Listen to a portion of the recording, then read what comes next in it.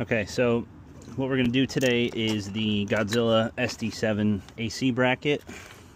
So this lets you put a Vintage Air SD7 7176 or 7B10 AC compressor onto a 7.3 Godzilla engine, as you see here.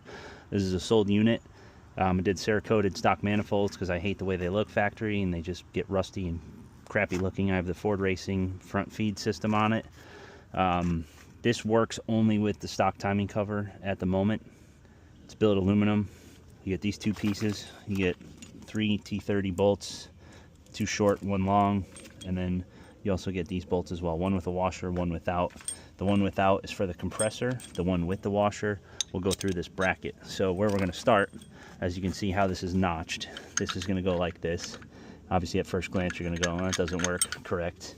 So supply you with a spacer, and then the bolt is going to go through that, and that will help this sit flush. So what you need first is a 10mm socket. Look inside here, you can see that. So let's get the factory bolt out. It's a little bit hard to get out. I always think this is funny. This looks like an old key, whatever, hole for a door, but this thing is fun to get out. Come on, baby. All right, so now that that's free, there's your factory bolt. Put that over there. Now, you're gonna use the bolt with the washer. You're gonna use the spacer. You're going to put this spacer through the bolt here, like so, and you're going to put that in the hole.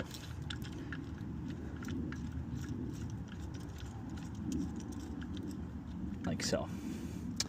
Tighten that up after. So now, on the bottom of the block, where the factory AC compressor bolt hole locations were, you're going to put this bracket here instead, and this is where you'll use the short 2 T30s. And again, I'm just going to hand tighten all of this just for demonstration purposes.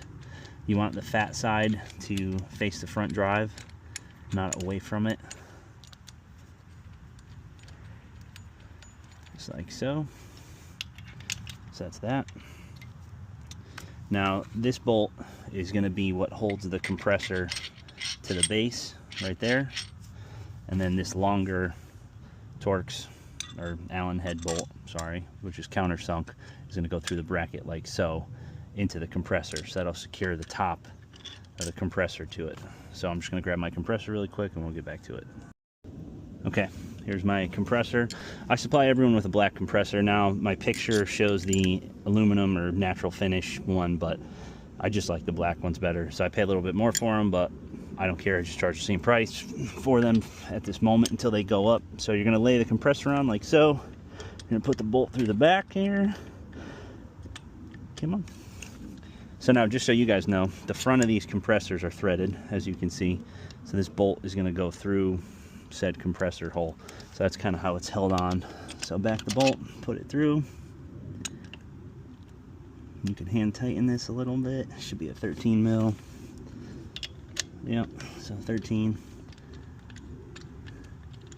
Sometimes these take a little coercion because of the coating on the compressor, so it's not always, you know, just 2 seconds. And then the compressor, you're just going to clock it up like so. We'll put this bolt through like this, and this will thread through the compressor, through the bracket, and done. And then, now depending how you purchase this from me, it's either going to come set up to use your stock tensioner and use a factory belt to go across here, or do a stretch belt setup. I prefer the stretch belt to just go from here to here, so that is what I'm going to demonstrate to you here next. Alright, there it is with the stretch belt installed. I took 2 zip ties, and you go through the hole of the balancer and around this, and you want to wrap the belt tight to the inner rib, and then you're just going to crank the motor over by hand and walk the belt on and make sure it goes, and there you have it. Now for the Ford accessory drive, the belt is going to go underneath, around the alternator, underneath the idler, around the water pump, back around this tensioner. It's going to come back around the crank pulley, and then it's going to go around the power steering pump pulley, but inside this idler, like so. So then you're just going to put pressure on the tensioner to get the belt to come around the power steering pump pulley, and then you're done.